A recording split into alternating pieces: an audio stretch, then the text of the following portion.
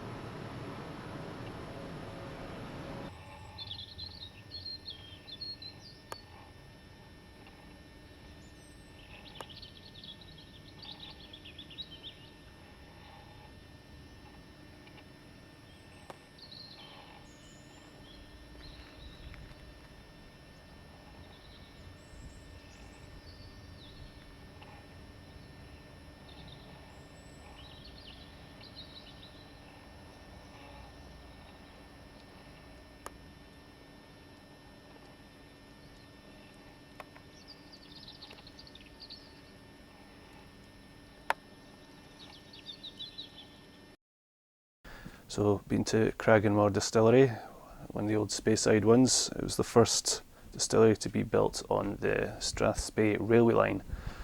Ooh, so it was the first distillery to make use of the railways, which is amazing stuff.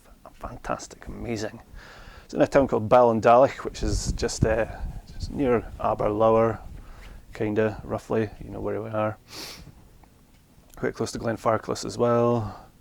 1869 the distillery was built, so long before I was born. But yeah, so this was my second visit to the distillery. First one was back, I think it was 2009 or 2010. We got there jolly late, just missed the last tour by about 5-10 minutes. The distillery manager was a nice guy from the Emerald Isle, who was nice enough to let us in to see the stills for free, just for a laugh. Nice guy to do that, so we liked that. It's owned by Diageo. We know who Diageo are. Unfortunately, Diageo don't let you film or photograph inside the working parts of their distillery, so hence why all I've got is exterior shots, and unfortunately there's not much to see on the exterior of the distillery. Just the warehouse walls and the wee gate part, which is fine, but it's not really enough, is it? Anyway, last time I was there, I bought the Common or Garden Cragganmore 12-year-old, which is here, which I've drunk it all, it's all gone. But the reason I'm going to take it out is to show you, if you look at the bottle, you'll see it has various signatures in gold lettering on the label and the bottle, signed by the entire staff at the distillery. So I was muggish enough to be roped into buying this one. I think I was the first one to buy it. The chap was jolly. It was a distillery manager's idea, and he was jolly pleased that I did. But there you go. A signed bottle of Cragganmore, very rare. But anyway, I went back 2012 in October to get a proper tour, and I was certainly on time this time. In fact, I was the only one on the tour, which is nice. It's always nice to have a distillery tour to yourself. But I was going to buy another bottle. This time I was going to buy the Distiller's Edition, which is, I think it's the same as this one, or it's like the 10-year-old version, aged a further 2 years in, like, I think it was a sherry, but however, they sold out. They didn't even have any of the regular 12-year-old either, nor did they have any miniatures, which is a shame. All they had left was a few of the signed bottles that were still left, but fine. So how am I going to do a tasting today? Well, I found this at the back of my miniatures range, which is a wee Cragganmore that's been opened. I don't remember getting a miniature of Cragganmore, so I must have got it off somebody somewhere at some time. But still in some minutes, so we'll have a wee taste of that. A little bit about the stills. There is a unique quality at Cragganmore with the stills. There's 4 stills, 2 wash stills, 2 spirit stills. The spirit stills have cut off tops. So just above the line arms, normally where it curves over, you know, the line arm just curves over at the top and it goes into the line arm, whereas at Cragganmore, well, you'll see the pictures probably now, maybe. As you can see, the line arm shoots off and the still continues up to the top and is cut off. The idea being the harder spirit will continue up and hit the top of the stills and fall back down, whereas the softer spirit, lighter spirit, will go across the line arms and down to be condensed through the worm tubes or the condenser, whatever.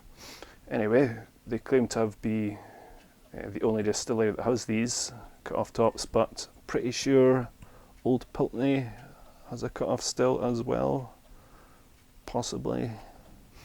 But yeah, for sure. So there we go, let's have a wee porridge. Okay, so it's a Speyside, so usual golden colour there. Ruby snifter. Cragganmore, the water's taken from the Craggan Burn, I believe it's called, which is a hard water supply rather than a soft water, which most distilleries use, I think. I know that Tomatin use hard water also, and their water is actually needed to be treated before they can use it. I'm not sure about Cragganmore on that one though. So on the nose,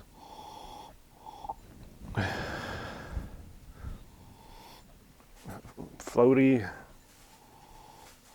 fruity, bit of toffee going on there, caramel, fudge, tablet, all that kind of stuff. A bit of honey, perhaps, and some maybe pear or apple or something. And definitely a wee bit of smokiness, perhaps.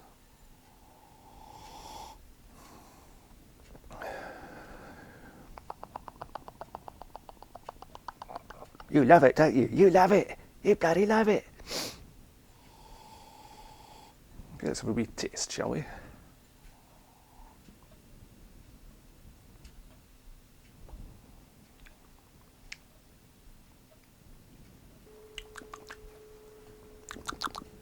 Yep, so Cragganmore is very well known for being very complex. One of the most complex whiskies, certainly in Speyside.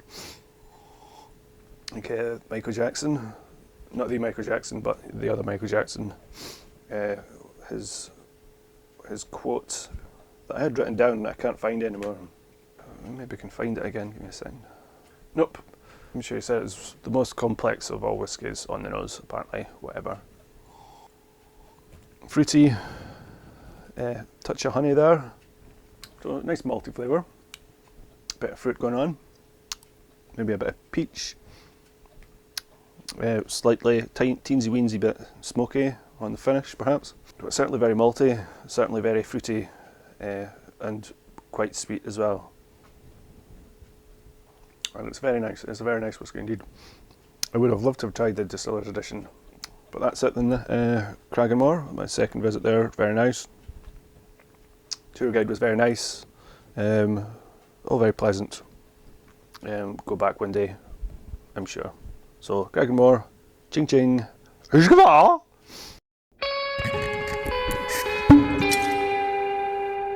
Whisky!